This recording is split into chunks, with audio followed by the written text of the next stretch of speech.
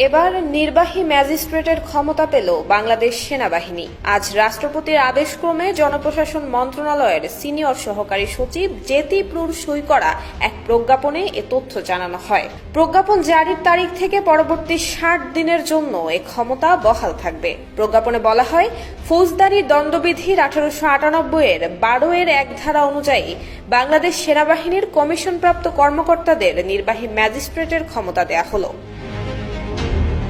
কোটা সংস্কার আন্দোলন ঘিরে ঢাকা সহ সারা দেশে সংঘর্ষ ছড়িয়ে পড়লে গত 19 জুলাই দিবাগত রাতে সারা দেশে সেনাবাহিনী মোতায়েন এবং কারফিউ জারি করেছিল তৎকালীন সরকার।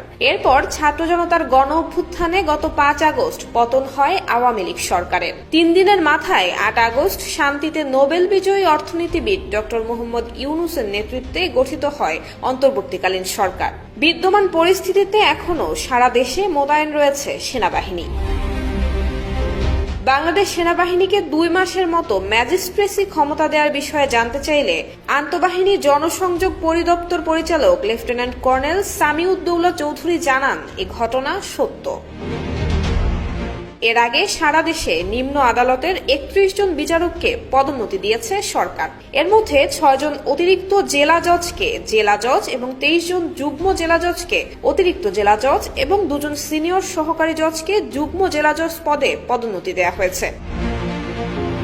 গত 5 আগস্ট শেখ হাসিনা সরকারের পতনের পর বড় রদবদল এসেছে আইন এবং বিচার বিভাগে। সম্প্রতি নিম্ন আদালতে একযোগে 168 জন অতিরিক্ত জেলা জজ, যুগ্ম জেলা জজ, সিনিয়র সহকারী জজ এবং সহকারী জজ পদমর্যাদার বিচারককে বদলি করা হয়েছে।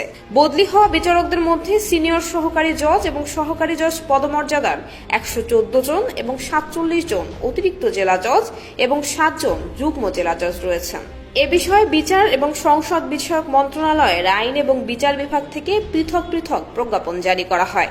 সুপ্রিম কোর্টের সঙ্গে পরামর্শক্রমে বাংলাদেশ জুডিশিয়াল সার্ভিসের কর্মকর্তাদের বদলি করা হয়েছে বলে জানিয়েছে আইন এবং বিচার বিভাগ।